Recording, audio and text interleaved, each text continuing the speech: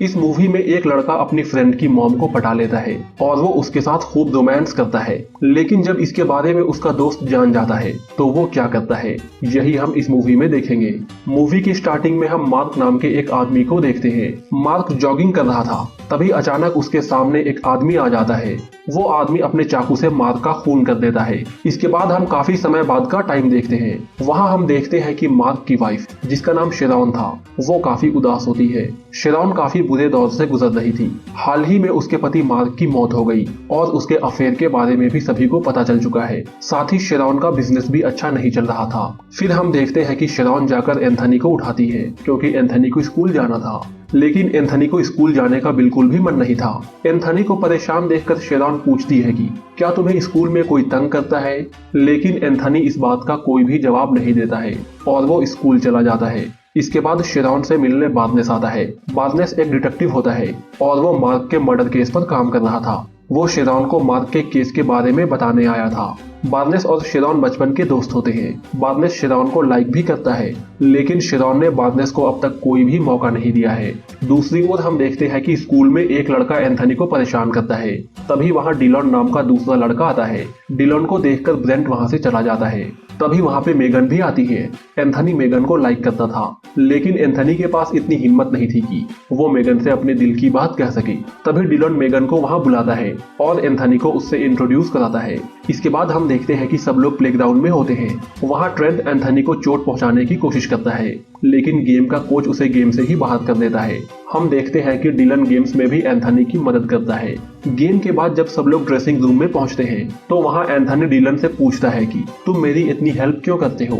इस बात पर डिलन कहता है कि तुमने हाल ही में अपने डैड को खोया है और मेरे डैड ने भी 2 साल पहले सुसाइड कर ली थी। मुझे मालूम है कि पिता को खोने का दुख क्या होता है, बस इसलिए मैं तुम्हारी हेल्प कर रहा हूँ। इसके बाद एंथनी जैसे ही अपना लॉकर खोलता है तो उसके कपड़े वहाँ नहीं होते हैं। इसके बाद एंथनी अपने कपड़े ढूंढने लगता है।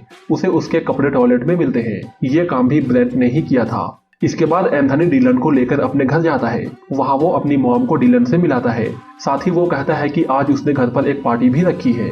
ये सुनकर उसकी मॉम भी खुश हो जाती है। उसी रात एंथनी के घर में पार्टी होती है। डिलन भी वहाँ आता है। डिलन वहाँ वॉशरूम ढूंढ रहा था, लेकिन वो गलती से शेरॉन के रूम में चला जाता है। यहाँ डिलन उनकी फैमिली फोटोज को देख रहा था। तभी शेरॉन वहाँ आ जाती है। दोनों एक दूसरे से बातें करने लगते हैं। कुछ दिनों के बाद डिलन शेरॉन की एक प्रॉपर्टी देखने को आता है। दरअसल शेरॉन अपना घर बेच रही थी, क्योंकि वो अब इस घर में नहीं रहना चाहती, क्योंकि उसे इस घर में अपने पति की बहुत याद आती है। डिलन उससे कहता है कि उसके अंकल इस प्रॉपर्टी को खरीदना चाहते हैं। इसके बाद वो पूरे घर को देखता है। इसके बाद हम देखते हैं कि स्पोर्ट्स में एंथनी ब्रेंट से भी अच्छा परफॉर्म करता है। एंथनी को अच्छा करते हुए देख ब्रेंट गुस्से में आ जाता है। इसके बाद ब्रेंट एंथनी के कपड़े फेंकने के लिए उसके लॉकर के पास जाता है, लेकिन एंथनी के लॉकर पर ताला लगा था। तभी डिलन वहाँ आता है। वो ब्रेंट को एंथनी के लॉकर के पास देखकर उसे धमकी देता है कि वो आगे से एंथनी को परेशान ना करे। दूसरी ओर हम देखते हैं कि शेरॉन को उसके एक्स ने मेल किया था। शेरॉन को पहले भी ऐसे लेटर्स आ चुके हैं, लेकिन पहले वो इन सब चीजों को इग्नोर कर देती थी। शेरॉन इस बात को डिटेक्टिव बार्नेस से भी छुपाती है, क्योंकि वो नहीं चाहती कि बार्नेस को उसके अफेयर के बारे में मालूम हो। जब शेरॉन इन लेटर्स के बारे में अपने सेक्रेटरी से पूछती है तो उसकी सेक्रेटरी भी कहती है कि उसे बार्नेस को इन्फॉर्म कर देनी चाहिए। यहाँ भी शेरॉन बहाना बना देती है और वो बार्नेस को कुछ भी नहीं बताती। दूसरी ओर हम देखते हैं कि डिलन एंथनी को मोटिवेट करता है। वो एंथनी से कहता है कि वो मेगन से डेट के बारे में पूछे। फिर एंथनी मेगन को डेट के लिए पूछता है और मेगन मान जाती है। फिर एंथनी डिलन की कार लेकर डेट पर चला जाता है, जिसकी वजह से डिलन को एंथनी के घर पर ही रुकना पड़ता है। घर में शेरॉन और डिलन अकेले थे। दोनों बातें करने लगते हैं। घर पर डिलन शेरॉन से मार्क की बुक को फाड़ने के लिए कहता है। शेरॉन ऐसा करते हुए काफी रिलैक्स फील करती है। दूसरी ओर एंथनी अपनी डेट पर काफी खुश था। दोनों एक दूसरे को किस करते हैं। घर में जब शेरॉन नहा रही थी तो डिलन भी बाथरूम में जाता है और वो अपने कपड़े उतारकर नहाने लगता है। शेरॉन उसे मना नहीं कर पाती है। यहाँ पर दोनों इंटीमेट होते हैं। यहीं से इन दोनों का अफेयर शुरू हो जाता है।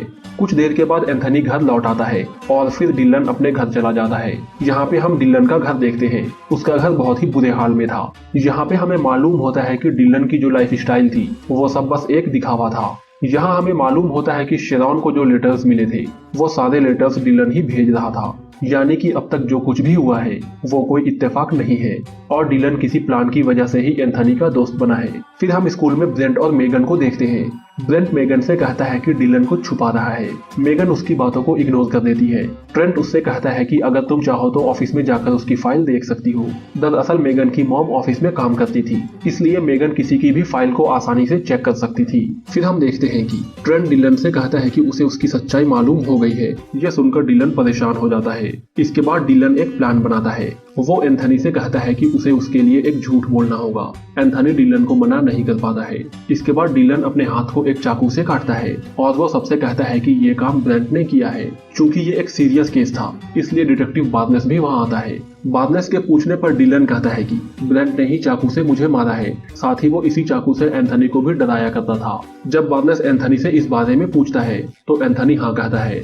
इसके बाद ब्रेंट को स्कूल से सस्पेंड कर दिया जाता है। फिर हम देखते हैं कि शिरॉन एंथनी से पूछती है कि उसने ब्रेंट वाली बात पहले क्यों नहीं बताई। इस बात पर दोनों बहस करने लगते हैं। दरअसल हुआ ये था कि जब शिरॉन ने मार्क की बुक फाड़ी थी तो वो एंथनी ने देख लिया था। एंथनी को लगने लगा था कि शिरॉन उसके डैड से प्यार नहीं करती थी। फिर एंथनी गुस्से में वहाँ से निकल जाता है। कुछ दिनों बाद शिरॉन को डिलन का मैसेज आता है। वो दोबारा उस प्रॉपर्टी को देखना चाहता था। फिर दोनों उस घर में जाते हैं। वहाँ पहुँचते ही डिलन उसे किस करने लगता है। जब दोनों इंटीमेट हो रहे थे तो कोई उनका वीडियो रिकॉर्ड कर लेता है। नेक्स्ट डे मेगन स्कूल में एंथनी से मिलती है और उसे किस वाली वीडियो दिखाती है। यानी कि यह साफ था कि वो मेगन ही थी जिसने उन दोनों की वीडियो बनाई थी। दरअसल हुआ ये था कि मेगन को डिलन की सच्चाई मालूम हो गई थी और जब मेगन ने डिलन से बात की तो डिलन ने भी मेगन को उसी जगह पर मिलने के लिए बुलाया था जहाँ पर वो और शिरॉन थे। फिर मेगन एंथनी से कहती है कि डिलन हम सबसे झूठ बोल रहा है। उसकी पढ़ाई 3 साल पहले ही पूरी हो चुकी है। उसने जानबूझकर मुझे उस जगह पर बुलाया ताकि मैं उसकी और शिरॉन की वीडियो रिकॉर्ड कर सकूं। ये सब जानने के बाद भी एंथनी कुछ रिएक्ट नहीं करता है। वो कहता है कि ये मेरी मॉम का सेकंड अफेयर है। इसके बाद मेगन उससे चाकू वाले इंसिडेंट के बारे में पूछती है, लेकिन एंथनी बिना कुछ बोले ही वहाँ से चला जाता है। कुछ देर बाद डिलन मेगन से मिलता है। वो मेगन के फोन से वीडियो अपनी फोन में लेता है। कुछ दिनों बाद शिरॉन ये जान जाती है कि किसी ने उसकी किस वाली वीडियो सोशल मीडिया पर फैला दी है। ये देखकर वो बहुत परेशान हो जाती है। तभी वहाँ डिटेक्टिव बार्नेस आता है। वो शिरॉन से कहता है कि उसे मार्क वाले केस से निकाल दिया गया है क्योंकि ये केस आगे ही नहीं बढ़ रहा था। तभी शिरॉन बार्नेस को उस वीडियो के बारे में बताती है, साथ ही वो उन लेटर्स के बारे में भी बताती है। ये सुनकर बार्नेस बहुत गुस्सा हो जाता है क्योंकि शिरॉन ने उससे ये सारी बातें छुपाई थी, जिसके बाद वो गुस्से में वहाँ से चला जाता है। दूसरी ओर एंथनी को मेगन का मैसेज आता है। वो उसे डिलन के घर पर बुलाती है। एंथनी वहाँ पहुँचता है लेकिन उसके घर में कोई नहीं था। तभी डिलन पीछे से एंथनी पर हमला करता है। एंथनी बेहोश हो जाता है। यहाँ हमें मालूम होता है कि डिलन ने ही मेगन के फोन से एंथनी को मैसेज किया था। फिर डिलन मेगन के फोन से शिरॉन को मैसेज करता है। वो कहता है कि आज एंथनी मेरे घर पर ही रहेगा। उसी रात शिरॉन को अपने पिछले वाले अफेयर का मेल आता है। वो शिरॉन को मिलने के लिए बुलाता है। मिलने से पहले शिरॉन इस बारे में डिटेक्टिव बार्नेस को भी बता देती है। इसके बाद शिरॉन उस जगह पर पहुंच जाती है। वहाँ वो डिलन को देखती है। डिलन उसे सारी सच्चाई बताता है। दरअसल शिरॉन का पहले जिसके साथ अफेयर चल रहा था वो कोई और नहीं बल्कि डिलन का फादर था। जब इस अफेयर के बारे में सबको मालूम हो गया तो डिलन के फादर ने सुसाइड कर लिया और इसका जिम्मेदार डिलन शिरॉन को ही मानता है और इसलिए वो उससे बदला लेना चाहता था। इसके बाद डिलन आगे कहता है कि उसी ने उसके हस्बैंड मार्क का मर्डर किया था। इसके बाद डिलन शिरॉन को एक चाकू देता है और उसे सुसाइड करने के लिए कहता है। डिलन उससे कहता है कि उसने एंथनी को किडनैप कर लिया है और अगर उसने कोई भी चालाकी की तो वो एंथनी को मार देगा, लेकिन शिरॉन उसकी कोई भी बात नहीं सुनती। शिरॉन चाकू डिलन पर ही मारती है और वहां से भागने लगती है। तभी डिटेक्टिव बार्नेस भी वहां पहुंच जाता है। बार्नेस अंदर जाकर डिलन को ढूंढता है लेकिन डिलन वहां से गायब था। इसके बाद शिरॉन और बार्नेस एंथनी को ढूंढते हैं।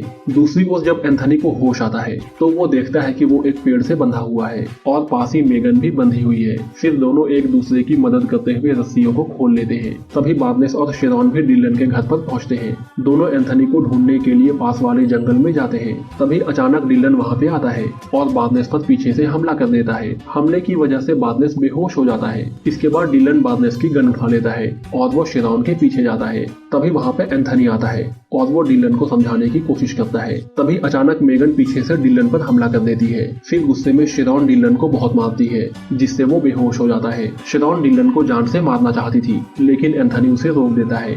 इसके बाद हम काफी सालों बाद का टाइम देखते हैं। शिरॉन बार्नेस के साथ होती है। दोनों एक दूसरे को डेट कर रहे होते हैं। अब एंथनी भी शिरॉन को माफ कर चुका है और यहीं ये मूवी खत्म हो जाती है।